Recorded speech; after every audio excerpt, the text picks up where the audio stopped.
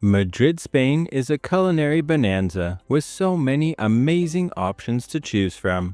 From mouth-watering cheap eats at local tabernas and delicious churros dipped in melted chocolate to fine dining at Michelin Star Restaurants and everything in between. We're Tom And Mike from Take Time to Travel, and we've been traveling and eating our way around the world full-time for 5 years. And today, we're going to show you some of Madrid's best restaurants to give you some great ideas on where to eat during your trip to Spain's capital. We'll walk along the bustling Gran Via on our way over to Entre Santos cocktail bar and food. They serve eclectic entrees and creative cocktails. And on the day we went for an early lunch with my mom, we started with our favorite, a tinto de verano to drink. Then we shared the salmon tartare with lettuce, mango, and avocado, the crunchy portobello mushroom filled with goat cheese, and the breaded green asparagus with truffle aioli, followed by the slow-cooked Spanish pork cheeks with pumpkin, red wine, and tamarind sauce,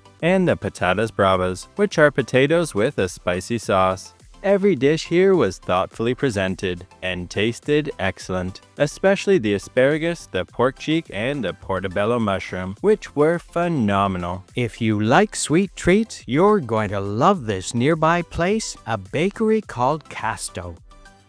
They have a variety of appetizing baked goods to choose from. So we placed our order at the counter, and when it was ready, we walked down the street over to this lovely little square called Plaza de Pedro Zarolo. We found a bench to sit at and started with the Paella, a loaded pistachio croissant that's topped with what seems like a cookie and pistachio and stuffed with a sweet pistachio spread in the middle. We also got the Olivia cinnamon and pistachio roll, as well as the bollito lemon pie pastry. Which one would you like to try the most? Mike's favorite was the pistachio croissant, which was fantastic. But since I love lemon, my favorite was the lemon pie pastry. After that, we'll head over to the upscale Chambery neighborhood, to a side street just off the bustling Plaza de Olavide, for dinner at an innovative Mediterranean restaurant called Araia, which is the name of their imaginary island in Chambery, which kind of resembles a beach cave. We ordered a couple of large Mahu beers to begin our meal, then got the tershi with roasted pumpkin, honey, harissa, satar, and lagana bread, a type of Greek flatbread, as well as the roasted beetroot carpaccio with burrata, pickled onion, and pumpkin seed pesto. For our next dish, we shared the Lebanese Yemeni squid with muhadara, a type of lentil and rice, and green mango tzatziki sauce. And then we had the eggplant souvlaki with Galician beef tenderloin, carrot and buckwheat risotto, pecan tiro cafteri, fresh Madrid cheese, and barrel-aged feta. The beetroot with burrata stuffed with pesto was our favorite, but all of the dishes were Instagrammable and tasted even better than they looked. On one of the other streets surrounding Plaza de Olavide, there's another must-try sweet spot called Alma Nomad Bakery. Inside isn't very big, but it was full of hungry customers like us, lining up to get their delicious pastries. Everything looked so good that it was hard to decide what to get. But after we got our bag of goodies, we walked down the street and back over to the plaza to eat our sweet treats. We chose the regular cinnamon roll to share, as well as the pistachio cinnamon roll with caramel and praline, the pistachio and chocolate croissant with a crispy pistachio cookie crust on top and stuffed with more pistachio and chocolate, the burnt bast cheesecake with no crust, which makes it more gooey and fluffier than regular cheesecake, and the lemon poppy seed and almond loaf to complete our sugar fix. This is quite the breakfast of champions. For Mike, the pistachio croissant was the winner and was one of his favorites of all time. But I loved the cheesecake, which was super creamy and delicious. Spain has the best cheesecake. Now we'll head to the upscale Salamanca neighborhood for one of the best Spanish omelets in Spain. Salamanca has lots of designer shops and boutiques, as well as the Mercado de la Paz market, which has been operating since 1882 and has many stalls and kiosks selling a variety of fresh produce as well as baked goods, meats, and cheeses. Here you'll also find Casa Dani, which has been featured on Netflix. They have multiple dining areas, so we chose to grab a table on their patio and began with a couple of tinto de verano to drink, followed by their famous half-Spanish omelet made with potatoes, eggs, and caramelized onions. We tried tons of omelets during our 3 months in Spain, and this one was incredibly creamy and delicious. We also tried 2 of the candied artichoke flowers with Spanish cured ham, as well as the half ration of Torresno's fried bacon snacks. All of the food was very tasty, but make sure you don't miss the omelet. Another one of the city's best Spanish omelets is in Chamberí at Las Tortillas de Gabino. The restaurant is run by 2 siblings and has earned a Michelin Bib Gourmand award for their famous Spanish tortillas based on their grandfather's recipe. We started our dinner with tinto de veranos to drink, as well as the bread service, which also came with olives. For our appetizer, we had the gratinated razor clams topped with breadcrumbs and cheese, which were exceptional. Then we had their specialty, which they kindly dished up for each of us. The classic Velasqueña tortilla, a super juicy traditional Spanish omelet with potatoes, eggs, and caramelized onions. The Spanish omelet definitely lived up to the hype and tasted exceptional, but in our opinion, this next tortilla was even better. The truffled Spanish tortilla, which was the best omelet we had in Spain. We also ordered the roasted chicken coquelette with curry and zucchini, which came with matchstick potatoes on the side. For dessert, we got the Fis Mueller cheesecake for Mike and the carrot cake for me. Every dish was amazing, but the tortillas, the razor clams, and the cheesecake were particularly memorable. Close to Las Tortillas de Gabino is another must-try eatery which is part of the same restaurant group that also has a Michelin recommendation called Fis Mueller.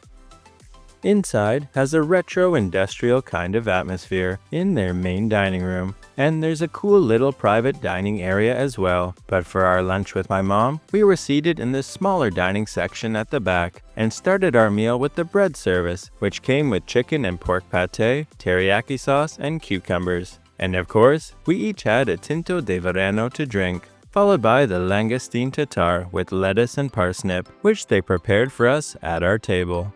Then we were served the grilled artichoke with smoked meunier, chili, and oyster leaf, as well as the braised carrots from Madrid with calamansi, curry, and grapefruit. Before it was time for the giant schnitzel San Roman, their specialty, which came with potato puree. Our kind server topped the schnitzel with a soft-boiled egg as well as chives or maybe parsley flakes and truffles right at our table, before mixing all of the ingredients together on top.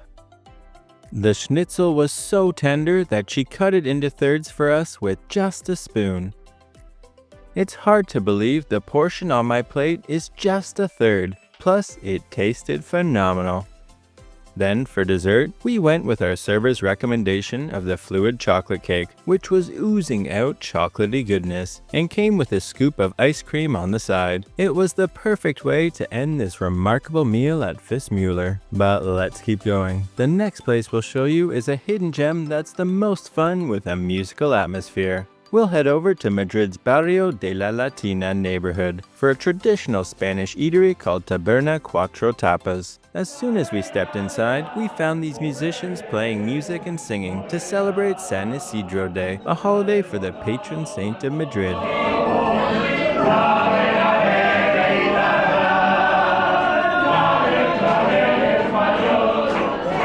We ordered a couple of large Mahu beers to drink for Tom and I, and a tinto de verano for my mom. Then we all shared the patatas bravas, which are potatoes with a spicy sauce, and the homemade croquettes, which came with 8 pieces.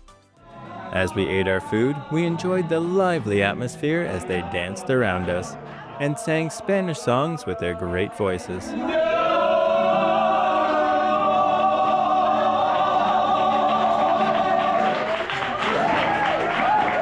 To finish, we got the Basque country-style cheesecake with ice cream, which was huge. It was enough for the 3 of us to share and was creamy and fabulous.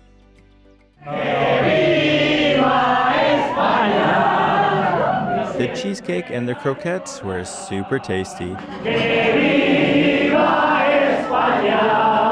But our favorite part was the fun atmosphere. España,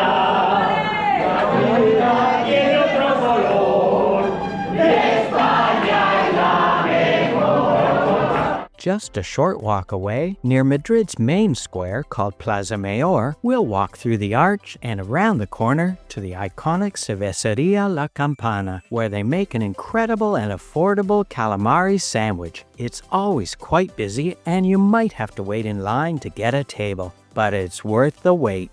We ordered their specialty, the bocadillo de calamares, which is a bun loaded with deep-fried squid, as well as the chorizo pincho with sausage and a bun. The sandwich is best if you add some aioli sauce on top of the fried squid. It's amazing how much calamari they load into this delicious bocadillo. The chorizo was yummy too.